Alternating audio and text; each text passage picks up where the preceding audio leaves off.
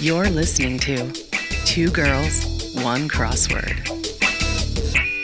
Well. Chelsea did beat me in Learned League, everyone. She ended in 9th place and I ended in 10th, I think. But our scores were so weirdly similar. Like, we got the same amount of points. What's the likelihood of that? That's crazy. I have no idea. We share the same brain cell, apparently. I wonder, because even if we did get all the same right answers, then that's also like relying on other people assigning the same point value to those answers. Well, exactly. It's wild that we did what we did, but we did do what we did do. Yeah. And we came in 9th and 10th and Learned League. For those who don't know, Learned League is like a online trivia thing. They send you a couple questions every day. And it's invite only, not to like invited us to join. It was really fun, but I had a lot of fun. I really did. Man, I'm really dumb sometimes. Well, there's this, you know, I'm like doing the questions, right? And I'll be like, oh my God, this is this answer. If this person doesn't get it, then they're a fucking Rubicon. And then I submit my answers and it's wrong. And I'm like, oh, I know the worst. I'm like, oh, it's definitely this. I'm like, this is the one I feel really confident about. And then for all the trivia that we go over, I feel like I'm still not good at trivia. I feel like it's the way the questions are worded that are like really, they can really trip you up, but also really help you. And the trivia that we do is not like Jeopardy trivia. I feel like the trivia on Learning League is more Jeopardy trivia, and we're not doing trivia like that. We're doing crossword trivia or bar pub, you know. I'm not good at bar pub trivia either. I am not either. Did I ever take you to the really difficult bar trivia? Yes. I feel like that really guy must be in Learned League. I'll tell you that right now. Probably. He probably is. All these geniuses walking around where we're just barely keeping our head above water, but that's us, and that's why we're the host of this podcast. Ooh. Two Girls, One Crossword. I'm Grace Topinka. I'm Chelsea Rowan. This is your favorite weekly Podword Crosscast. Welcome back. And if you're a new listener, you might be a new listener. Welcome to the family. Well, I don't want to call it a family. I hate when people say, we're like a family here. It's like, we're not. No, we're not a family. It takes a lot to become a family. I'll tell you that. We're just a group of individuals who like trivia. Yeah, if you are new, basically Chelsea and I do crosswords throughout the week. In the beginning, we kind of go over our favorite crossword clues that we came across, and then we pick a trivia topic from the crossword. Each of us pick one. It's like a secret. We don't know what the other person picked. Yes. And then we flip a coin and teach each other about our trivia topic. And I'm excited about mine today. It's right up my alley. Oh, okay. I'm excited about mine. I feel like mine is up my alley, but I feel like mine could be up your alley, which is interesting because it usually wouldn't be up your alley. It's all confusing. But I just our alleys run perpendicular. They only cross at like one point. That's true. True. We're like a quad, you know, like the graphs that are like quadrants, and it's like Anyway, that's as mathy as I'll get today. I do want to say that I feel like some people get a little nervous when we talk about crosswords. People are like, oh, I don't know, I could never do a crossword. Crosswords are hard. If you think that Grace and I are any good at what we do, we like crosswords because they're fun and we learn something, and you get better every time you do a crossword. Truly, you get better every single time you do a crossword. But the point of our podcast is to teach each other about awesome and interesting trivia so that every single time we engage with trivia content, whether it be Learned League or crosswords or Jeopardy, we're that much smarter. It actually pulls us through in some cases. In others, it doesn't. But some cases, it does. It's always fun to do crosswords and like getting a clue that was from a topic. It's like, oh, wait, I know this because we did a topic on it. Or seeing a clue, like a topic of ours clued in a way that it's like, I talked about that specifically. Was this constructor listening? Did they learn something new? Did they put this in? It's like unlikely, but we can lie to ourselves. Anyway, welcome to the pod. I think our next section is the poll. Yes. So I ran a poll on Twitter about, Chelsea's topic from last episode, which was on tartan, or plaid as we call it here. And I asked, what's your favorite tartan color combination? Ooh. Red and green, blue and yellow, blue and green, or black and white? And the winner was, with 63% of the votes, blue and green, which is my favorite. I love it too. That's the tartan I'm trying to crochet. It's sort of working out, but sort of not. That's a big endeavor. And second place, 25% of the vote was red and green. Nice. Classic. And then with 13% of the vote was blue and yellow. Mm. Not my favorite. And then no one voted for black and white. I don't blame him. Which If is you're gonna wear fair. tartan, you want to get something spicy. Yeah. You gotta, put a little color in there. You gotta. I actually have a corrections corner. This is from a couple weeks ago, and I saw on Twitter, but I forgot to bring it up on our last episode, so I'm going to bring it up this time. I think a couple episodes ago, Grace and I realized that a thesaurus appeared multiple times as an answer to a crossword clue across two different crosswords. It was random. Like, they weren't connected crosswords at all, but the same thesaurus was an answer for a crossword clue. And we kept calling it Rajet's thesaurus. Mm-hmm. And then one of it's Roger. It's Roger. These one of our listeners, French people that just leave us alone. Leave us alone. Thank you, Sue, for writing to us. I hope you got a kick out of us pronouncing it as Roger. We should have called it Rajet or something ridiculous. But it is Roger. What were we calling? What do we call it? Probably Roget. Roget. Yeah. That's how we say it in America. That's how it's said here. Back it up. Take your Roger back to France. Yeah, take your Roger. But thank you, Sue, and we'll try to remember that. That's something that I usually remember my corrections corners. I usually do because I'm like, oh fuck, I messed up. Well, now someone else is gonna be like Rajet. Actually, it's pronounced Roger because it's French. I'll use that next time. Amazing. That's my corrections corner. All right. Well, good to know. Thank you. So we don't sound like idiots. We mispronounce everything. But we try. We really try. It's really hard. And also the pronunciation tools available on the internet are subpar, I do have to say. Yeah. For like across the varying languages and like nationalities and like types of content that we're trivia that we're teaching you. Like when we're teaching people about China, I'm like, the pronunciation guides for Chinese is not very good. I don't trust the Google, like the little voice that talks. Yeah. Sometimes I'm like, that's not right. Exactly. That's like AI thinking what it should be pronounced like. That's what I'm saying. So we're trying really hard. Shall we get into our heights and shites? Yes, let's do it. I feel like this was a really good week for themes. I loved so many of the themes from this week. Did you do the Monday, March 20th New Yorker by Adam Vincent? I don't think I did that one. The theme was... Wait, New Yorker or New York Times? New York Times, sorry. So the theme, the revealer was, not pay for a meal at a restaurant or a hint to each half of 16, 19, 34, and 50 across. And the answer was dine and dash. And so the themed clues were this. 16 across. Ice cream dessert served in a boat. Banana split, so dine, banana and dash split. So banana split is dining and dashing. Very cute. Mm-hmm. Also 19 across, vegan version of a classic brunch dish. Tofu scramble. Very good. Mm-hmm. And then 34 across, citrusy cocktail peel, lemon peel. So you're eating the lemon and you're peeling out of there.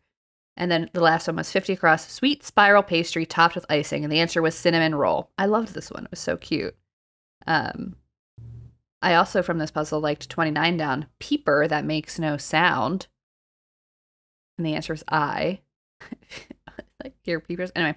And then 30 across, podcasting partner, for example, is co-host. Wow. It feels like I feel like I'm really seen.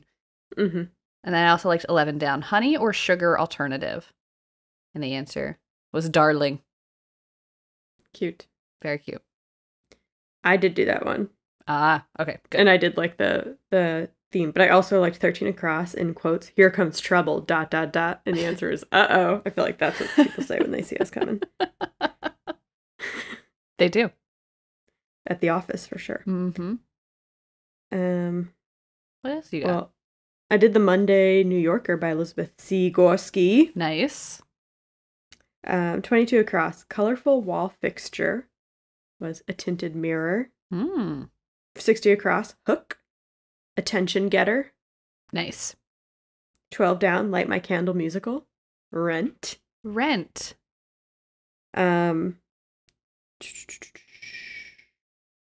Oh, wait, sorry. Those are the ones I got from there. I had other ones that were like potential topics, but I didn't end up choosing them. Okay, so then I liked the theme from the Tuesday, March 21st New York Times by Michael Lieberman. The theme was essentially like, I'll just read one of the clues and then the answer, and then we can kind of explain it from there. So I did this one. 17 across. Injury that's so embarrassing no one is allowed to mention it, ? Taboo, boo-boo. So the word boo is in the answer 3 times, but it's taboo, one word, boo-boo, for the injury. You don't talk about it. It's very cute. I liked 30 across, result of forgetting to pack a toothbrush for a Doha vacation, ? And the answer is Qatar tartar, like tartar. Mm-hmm. Very good. 59 across, indistinct muttering from a ring-tailed primate. Lemur murmur. Lemur murmur. Lemur murmur. Exactly. Also, it is Women's History Month for a few days more, and I liked seeing 49 across, soccer legend Mia, and the answer was Ham, Hamm, and I feel like we've seen Ham, Hamm, in the crossword plenty o times, but it's usually John Hamm of Madman fame that is clued. Mm-hmm. But I'd like to see Mia getting action. Usually, it's interesting to see them go for Mia and not John in the New York Times. I feel like it's more likely for them to go for John Hamm, but I like that. So, and there's a little joke in that puzzle too. 9 down, what the acorn said when it grew up, in a classic math joke. Oh, geometry.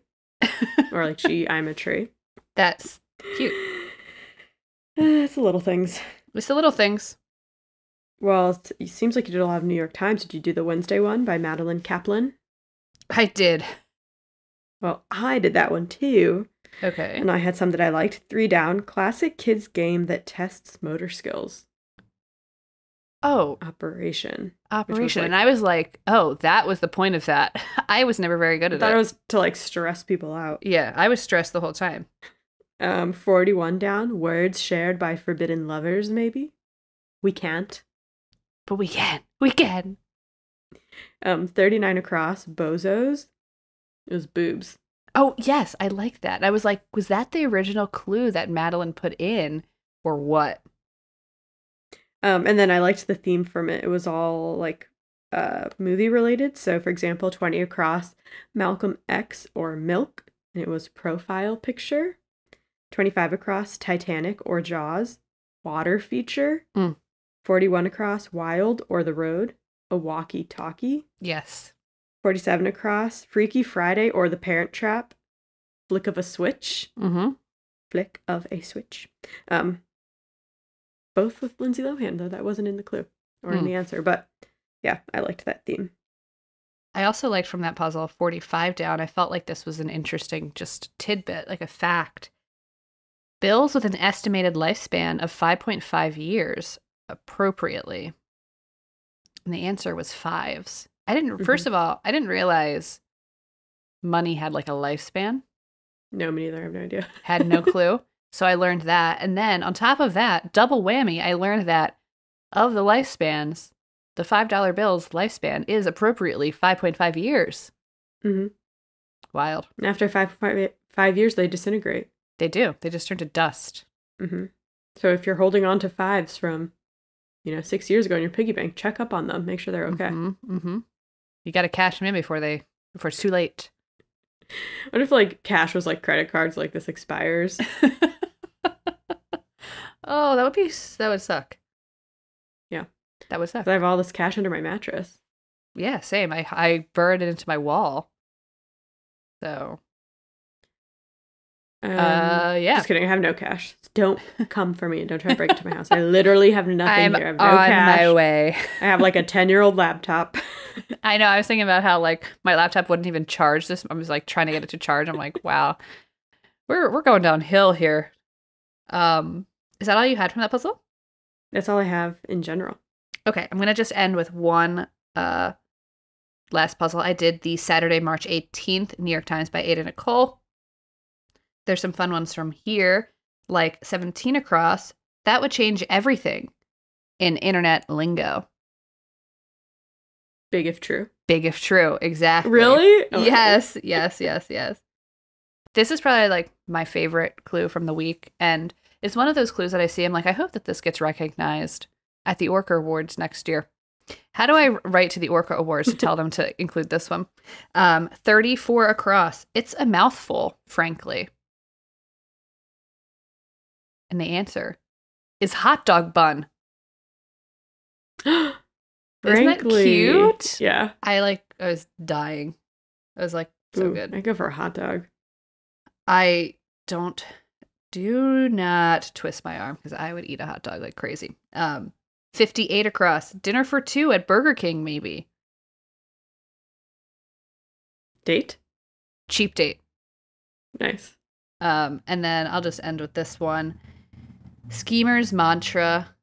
And the answer is, this is 5 down, get rich quick. I mean, if you're going to get rich, you want it to happen as quickly as possible. I can't fault anyone for that. I wish I was a schemer. I know. We could be. We I basically don't want to are. scheme like really rich people. Basically, no, I'm not. Well, I'm a schemer who doesn't make any money. Though that's, off of yeah. scheming. That's true. I mean, when I say scheming, I mean, like, I like to scheme a good joke. Yeah, no, I like to scheme bits. Like, Yeah, that's about tell it. everyone that I've grown an inch in the last year from stretching. And they believe That's an her. easy one. That's a freebie for everyone out there. If you want to, lie, tell a little lie that's little harmless. fib. Just tell someone that you've grown. Yeah. They bite. Every time they bite. Mhm. Well, that's all I got. Let's do it. Let's All flip right. the coin. Let's flip the coin and see who's going to go first today. I'm flipping the coin now. I wonder, because I went first last week, but it was kind of, This is out of done the through ordinary, I AI, felt. so... Oh, it's tails. Grace is going again. okay. I don't even know if I like going first or second. I know. I agree. I have no idea. They both have their pros and cons, but I True. am excited to talk about this topic. I hope I don't go on too long because it is kind of longer, but Ooh, okay. my topic comes from the Wednesday New Yorker by Natan Last. 29 down, U.S. city whose airport features a 32-foot tall horse sculpture with glowing red eyes. And the answer, the Denver airport. Yes. I was like, Colorado. Yep. So I've I'm been. talking about Denver International Airport, aka DIA, and all the conspiracies that surround this airport, including the giant so-called demonic horse statue in front. Although I don't think it's demonic. We will get into that. Okay. But you may have heard the conspiracies around the Denver airport. Basically, the gist is people think that it's a front or there's like an underground bunker was either built by the Freemasons, Illuminati, New World Order, that they have like headquarters down there. Mm-hmm. And it's like a demonic thing, whatever. Of course, it's like they can't agree on like which group it is that owns this, but we'll kind of get into that. And it's true. There is kind of dark, like apocalyptic artwork at the airport, which is a little strange for an airport. And there is a, scary, some people think, Mustang out front that's in the clue. And we'll get into that. A horse, not a car. Yes. But let's talk about some of these conspiracy theories and whether or not there's any truth to them. I got most of my information I kind of got it from all over, but the articles I used most were an article on Vice.com called "We Analyzed Evidence that the Denver Airport is the Illuminati Headquarters" by David Allegretti, and also on Denver's website, denver.org. They have a whole article, Myths and Legends Behind the Denver International Airport, written by the Visit Denver staff. So That's hilarious. Yeah. Can I get on the Visit Denver staff? yeah. All right. So I just want to say we've done some topics on Freemasonry. Grace did one. You did it on the Freemasons a couple On months Illuminati. ago. On the Illuminati. Okay, on the Illuminati. Because the Freemasons are real. I mean, there's a Yes. Masonic lodge in Chicago, and I've been to it on Chicago Yes. Architecture Day or whatever, when you can tour all these buildings. So the Freemasons are like this old fraternity. I'm not even entirely sure what it is. All I know is it's an old fraternity. I think it used to have something to do with like veterans, but like George Washington was in it. It still exists today, and they have meetings, and I think back in the day they used to be Masons, like brick people. But as now far as they I know, it goes as far back as the Crusades in Europe. Like, that's Yeah. how old it is. Which, I mean, of it course, is- something that goes on for that long is gonna be rife with like, oh, but what is it really? And I feel like we've also talked about Colorado with the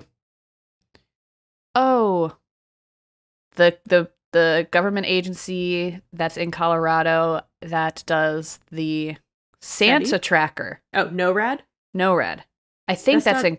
They're not in Colorado, but I do talk about that. Oh, 'cause okay. That's related to the Denver airport Okay. conspiracy. We talked about the Illuminati, which also was a real group back in the day.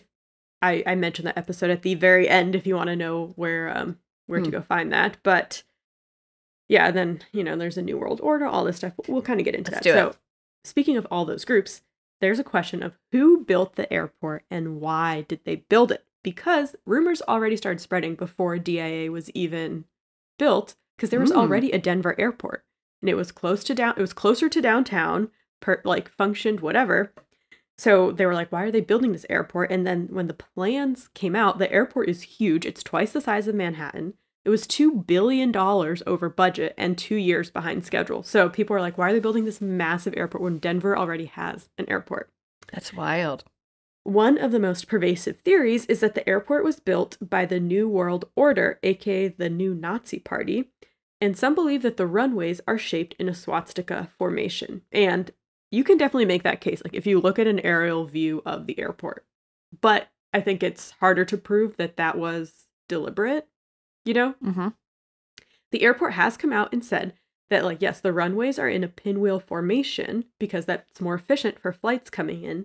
And they say that's actually one of the reasons why the old Denver airport wasn't good, because all those runways ran parallel to, I don't know, the runway formation at the old Denver airport was not good. And they would have issues if there was bad weather, which there often is in Denver, like snow and stuff. So it caused like lots of flight delays. They couldn't get as many flights coming in per day. So that's why they built this new airport.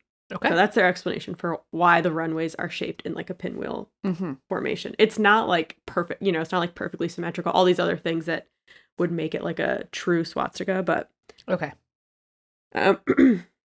So that might explain why they even built this new airport, because it's true. I mean, it takes way more flights now than it used to. It's a massive hub. Yeah. Yeah.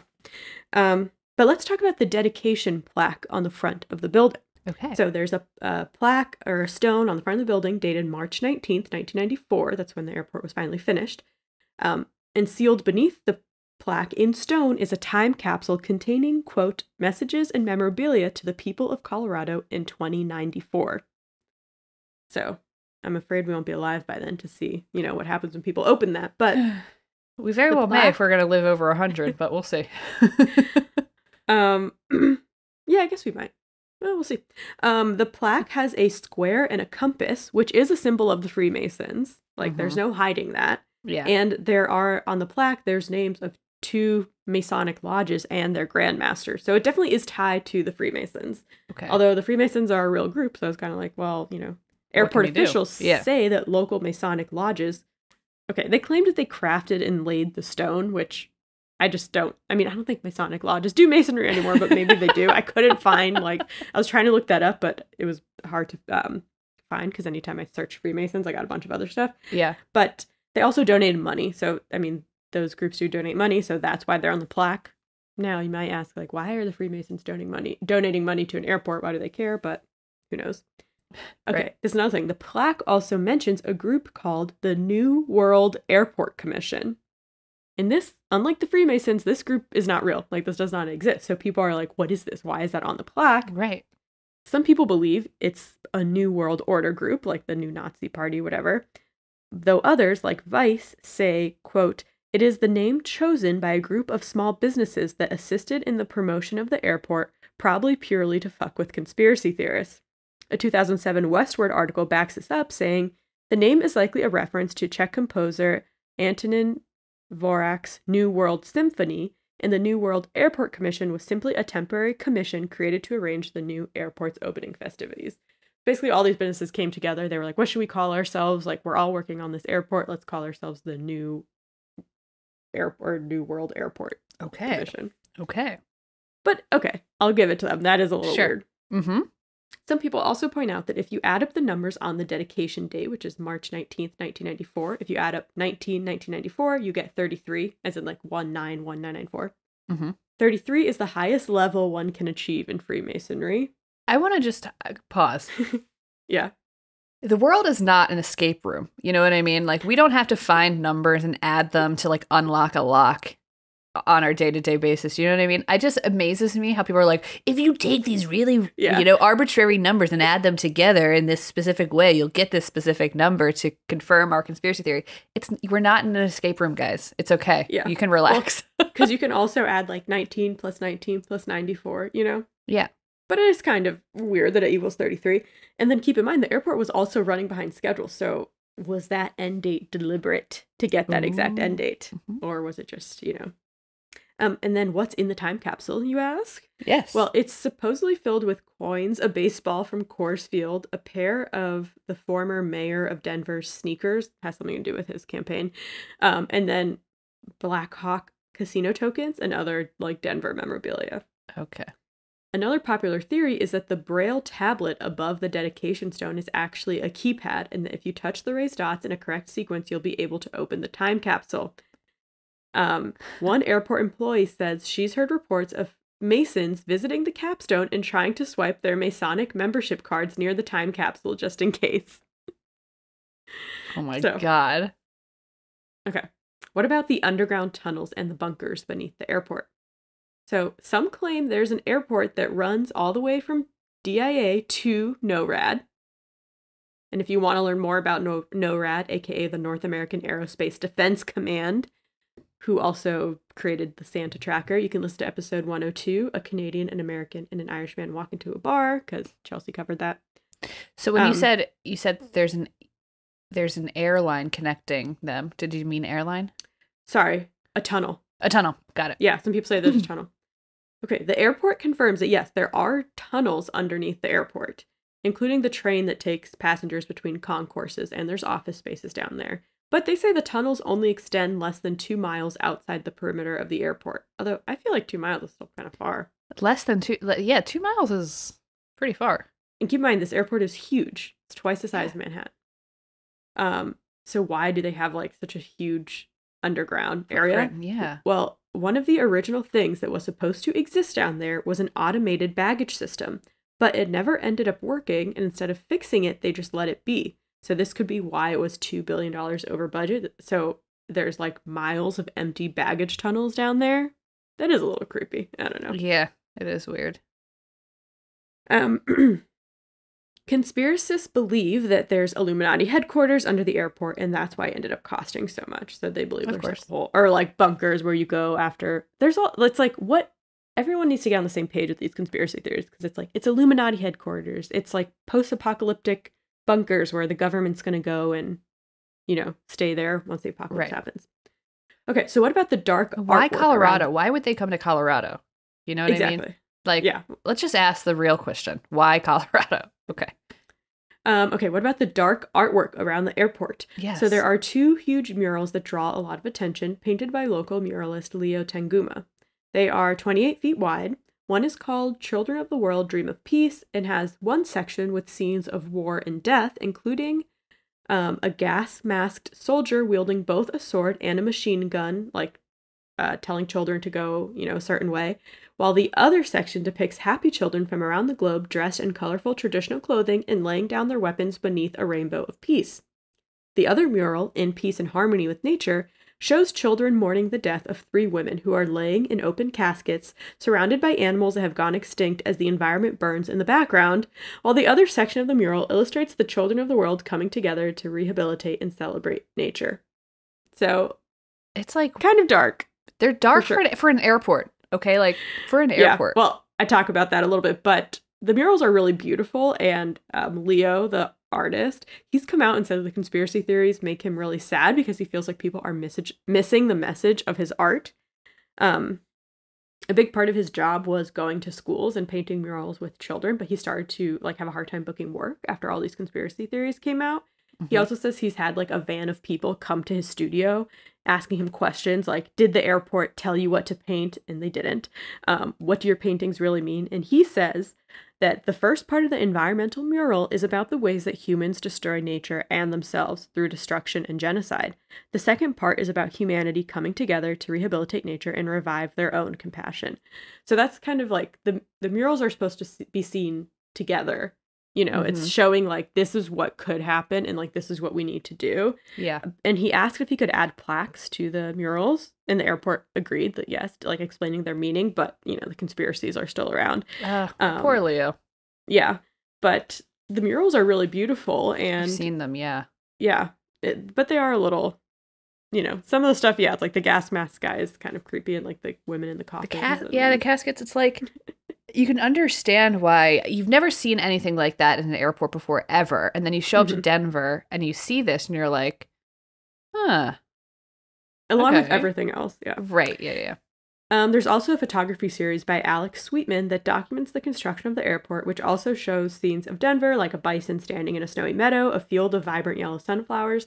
But there is one unsettling really large photo of a field of dead browning sunflowers that feels very apocalyptic, and it does. It's like a very dark photo.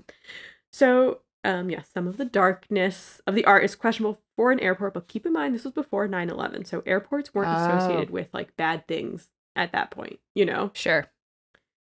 Okay, and then what about the gargoyles? So there's two gargoyles in baggage claim. They are perched atop columns. They're really cute. They're sitting in open suitcases. Cute. It's like an open suitcase, like an old school, like hard, you know, suitcase. They're sitting in there, and some people think that they're evil, but gargoyles are like protectors, and they're nice. So I'm not going to say that's part of the conspiracy. Like, have you ever seen a movie with gargoyles in it? The gargoyles are always helping the heroes. They're always helping. It is a little, it's like, all right, guys, let's. I love that you were like, well, what about the gargoyle? It's like, how is there more weird shit at this airport? I know we're not done yet. It's just like. No, we're not. So I'm going to talk about the horse that's mentioned in the clip. So outside the airport, there's a 32-foot tall blue fiberglass horse with bright red eyes, glowing eyes, and he's rearing up on his hind legs. The official name is Mustang, but most people call him Blucifer. And, okay, this is actually really sad. So Mustang was created by artist Luis Jimenez, and his bright colors reflect themes found in the art of Mexican muralists, because Luis is a Mexican-American. The horse is blue after the family's pet horse, who had a blue roan coat. And so blue roan is a type of horse coat that's like black and white speckled, but it kind of gives the appearance of being blue.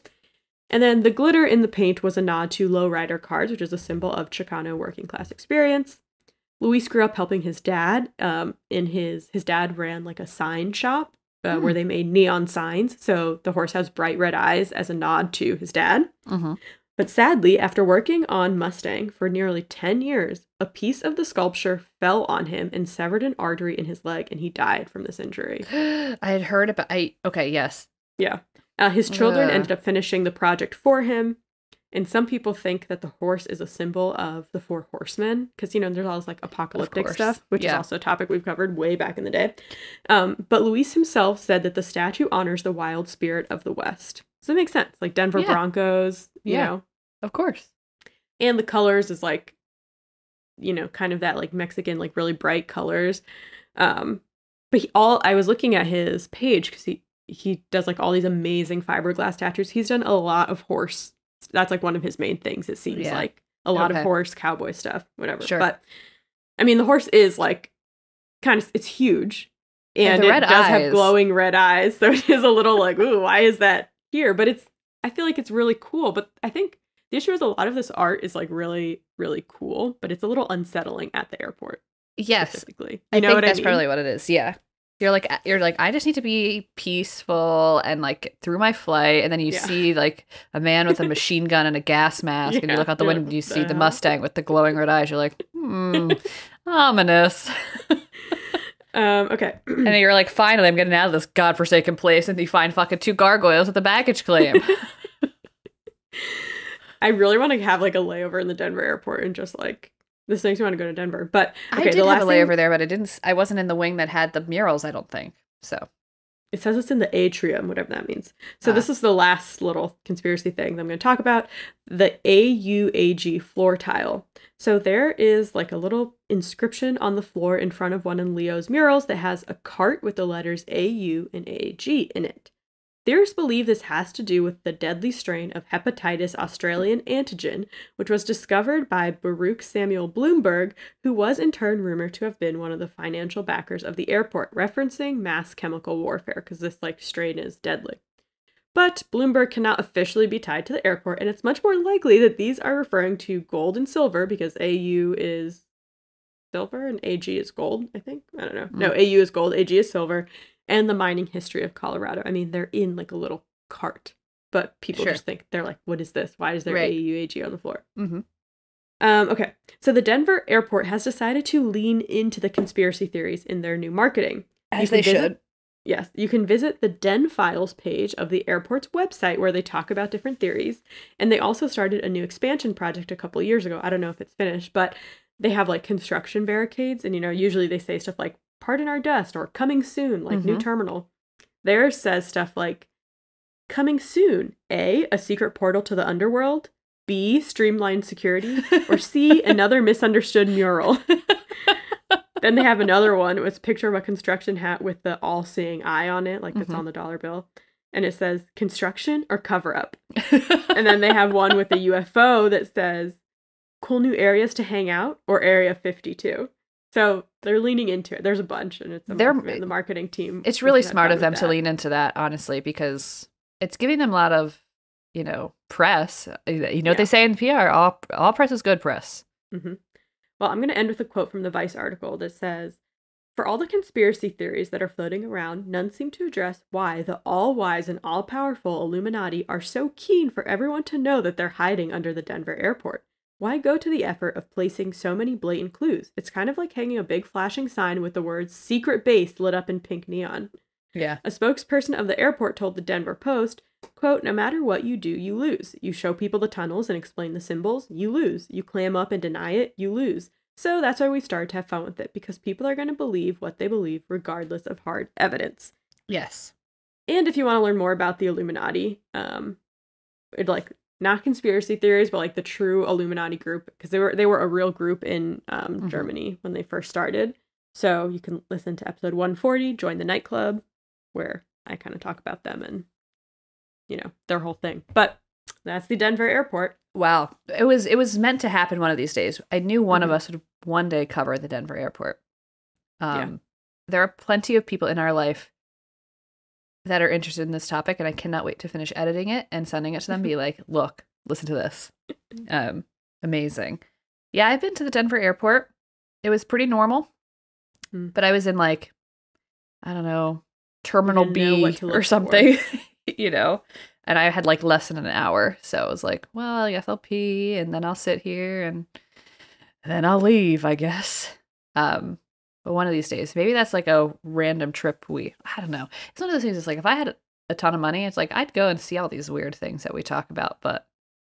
Sometimes you have a connection in Denver, though. Maybe when we finally take our Vegas trip, although there's plenty of direct flights, but. That's what I'm saying. We got to find a reason to get to Denver. Let's go skiing in Colorado. I like skiing. Yeah. I haven't done it in 20 years, but. Yeah. Well, I don't care about skiing. I want to do the après ski. So you can go skiing, and I'll sit at the hot tub. You're more than welcome to join me. And then we'll check out the atrium. I'll be in the hot tub with the hot chocolate, double hot. Make it extra toasty. Amazing. Okay, so we're doing a bit of an about face from Grace's topic, and I bid you good luck coming up with the title for this podcast. My topic comes from the Monday, March 20th, New York Times by Adam Vincent. It's from that Dine and Dash theme, 16 across, ice cream dessert served in a boat, and the answer is banana split. So I'm talking about banana splits today. I marked that as a potential topic for me, but then what I meant earlier was food topics are definitely something I cover more often. Grace definitely shies away from them, but banana split specifically rings as a topic Grace would cover, and I knew it. So we're talking about banana splits. Have you ever had a banana split before? No, I don't like bananas.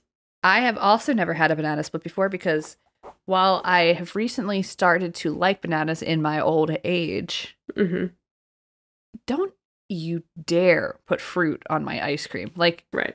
You have that issue. Literally, it's just rude. Anyway, so I just don't trust a banana. That's the thing. It's like, I don't mind banana flavor. Like, I like banana bread, but it's the texture of a banana that gets me. Yeah, bananas, if you like hit it one day early or one day too late, oh no. It's like you gotta be careful. I need to know what I'm biting into personally. That's why I like fruit. I have issues with eating fruit because it's a gamble.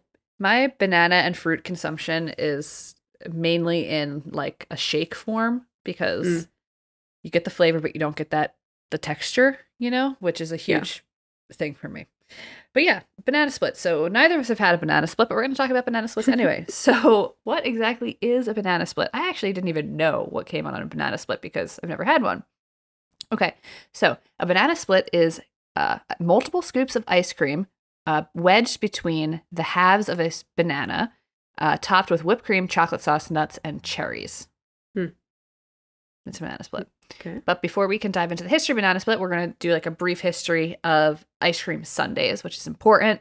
So in the early 1900s, there are these little places called soda fountains, right? And these soda fountain businesses or pharmacies flourished, and they were like a very popular social spot. You would go to like hang out. You would pick up your prescription, then you'd grab a root beer float. You know what I mean? A soda pop. A soda pop. The employees who worked at these soda fountains were known as soda jerks. That was their name. These are soda jerks because they have to jerk the soda, I guess. I don't know. So they were seen as masters of their crafts, and their duties entailed making ice cream and mixing soda drinks. Okay.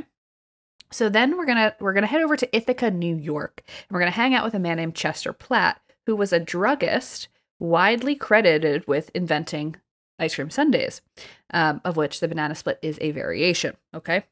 So the story goes, in 1892, Platt poured some cherry syrup over ice cream and placed that iconic cherry on top, and therefore the ice cream sundae was born. But sorry, can I just say, back in the day, you could literally invent anything because nothing existed. Exactly. Putting cherry syrup on ice cream? Are you kidding me? And he was like the first person to ever do that. Yeah, exactly. Exactly. Well, so here's the kicker. Pouring syrup on top of ice cream wasn't novel, okay? Thomas Jefferson apparently liked to put, maple syrup on top of his ice cream. So people have been pouring syrup on their ice cream for a while. The thing that made it a sundae was the iconic cherry on top, okay? And the fact that Chester Platt named it a sundae. He named it Sunday because he invented it on a Sunday. And you might wonder, but it's spelled Sundae, not AY. Well, that's because the church got involved, and the church was like, this is making a mockery of the Lord's Day? Ugh, and they're always in every topic. I know. And so then Platt was like, all right. And he took out the Y and he put an E instead. And so that's why it's called a Sunday, A-E, not an A-Y. Oh, interesting. Right? Interesting. Okay.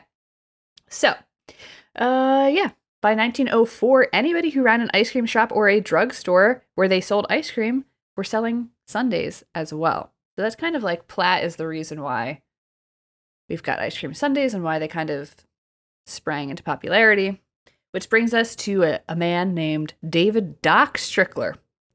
In 1904, he was a 23-year-old University of Pittsburgh student, and he was an apprentice pharmacist at Tassel's Pharmacy in a little town called Latrobe, Pennsylvania, which is almost 300 miles south of Ithaca, where the sundae was invented. As the story goes, one day Strickler was a soda jerk and an apprentice pharmacist, right? Strickler was challenged by a young customer to make something different, and among the ingredients that he had before him was a banana, which was, at the time, a new import to the United States. Like you just said, you could invent anything back in the day. Anything. It was all fair game. So this is like the first banana this man had ever seen in his life, and he's like, all right, I'm going to do something with this. Okay, so an aside about bananas before we continue. Bananas came to North America for the first time in 1870 when Captain Lorenzo Baker brought bananas he had purchased in Jamaica to sell in Jersey City. And after his initial success selling bananas in Jersey City, he teamed up with a man named Andrew Preston and formed the Boston Fruit Company. Then a plantation owner and 2 others formed United Fruit in 1898, which resulted in the 3 men owning 75% of the market for bananas in the United States. We now know United Fruit as Chiquita Bananas. Mm-hmm. And that's how we got bananas, okay? Back to regularly scheduled programming. We're here with Doc Strickler. We've got a young customer who's like, make something different. And Doc is holding a banana and like, what in the GDH am I going to make? So this is from Food 52, which is where I got a lot of my information. Quote, "It was culinary opulence. Chocolate syrup oozing down a scoop of chocolate ice cream, strawberry syrup draped across the strawberry scoop, and pineapple adorning the vanilla. There was whipped cream. There was, of course, a cherry. At the time, it cost a whopping 10 cents to buy a banana split." Wow. Right? David Such a Strickler deal. continued to work at Tassel's for many years and eventually bought the pharmacy and renamed it Strickler's Pharmacy. And the rest is history. Or is it? So Doc Strickler's creation story isn't the only one in banana split history. Hmm. One person to have claims to the invention of the banana split is one Ernest R. Hazard. Hazard was a restaurant owner in Wilmington, Ohio, and he hoped that the creation of a new ice cream sundae would attract students from Wilmington College to his restaurant. According to legend, in 1907, Hazard sponsored a competition to invent a new ice cream sundae. Hazard also entered the competition, and his own design featured a banana that was split in half, 3 scoops of ice cream with chocolate sauce, pineapple, strawberry toppings, nuts, whipped cream, and 2 cherries.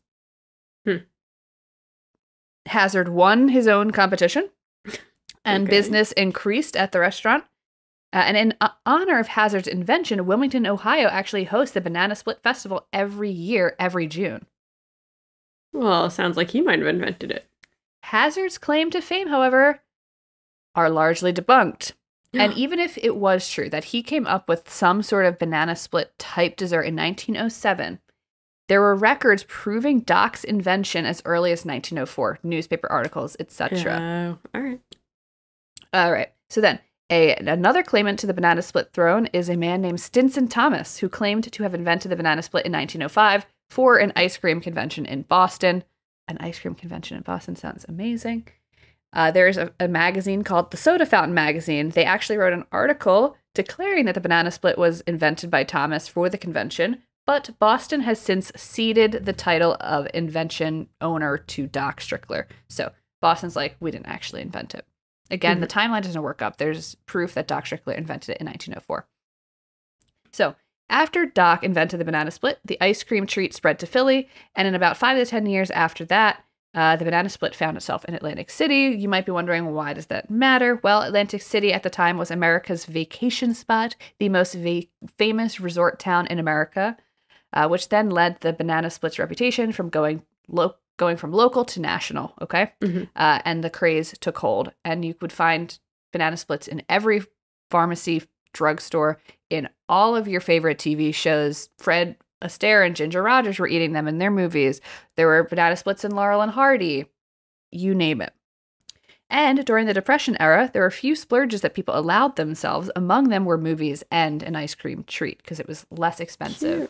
People are just like us. Exactly. We're technically in the middle of something horrible too. So Yeah. here we are. We just saw a movie the other day. I have a banana split every night. But by the 1950s, banana splits were falling out of fashion. Traditional soda fountains and pharmacies now had to compete with chains like Carvel and Dairy Queen, whose soft serve was not conducive to use in a sundae. That has since changed. You can get sundaes now from Dairy Queen and Carvel. Additionally, as ice cream evolved with time, flavors started including sundae elements, so nuts and bits of chocolate already mixed in. So kind of, not that it like negated the need for a sundae, but ice cream with things already mixed in and toppings became more readily available to consumers. So there was less of a need to like make a night out of going to get ice cream and sitting down and having an ice cream sundae at like a drugstore or at like a diner or something like that. You could buy it. You could grab it and go. You could bring it home with you. Yeah. But banana splits aren't extinct. They're on menus from coast to coast still. I mean, you can find a banana split at literally almost every single ice cream stand ever. Whether or not people order it, I'd actually be curious to see these ice cream stores banana stocks. Like, how fresh are these bananas? You know, are we going in yellow? Are we going in green? Are we going in brown? You know what I'm saying? There's a restaurant in New York called Morgenstern's, and they actually serve an $18 King Kong banana split with sesame caramel, pineapple, and Luxardo cherries, which I think is a brand name. So, we know that Wilmington has an annual banana split fest despite not being the true inventors of the split. But in 2004, Latrobe, which is where Tassel's Pharmacy, which then eventually became Strickler's Pharmacy, is located or was located, held a banana split bash to mark the centennial of the banana split. The bash was held in a park, and the festivities included a day of live music and, of course, banana splits. And then the University of Pittsburgh also celebrated their famous alumnus on the day by distributing a dessert across campus at an event called From Pitt Came the Split, which I love. Cute.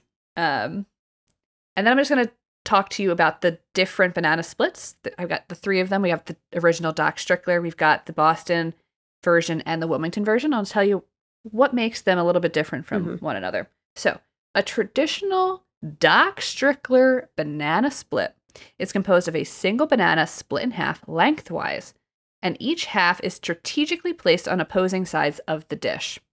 Scoops of chocolate, vanilla, and strawberry ice cream are placed between the banana slices.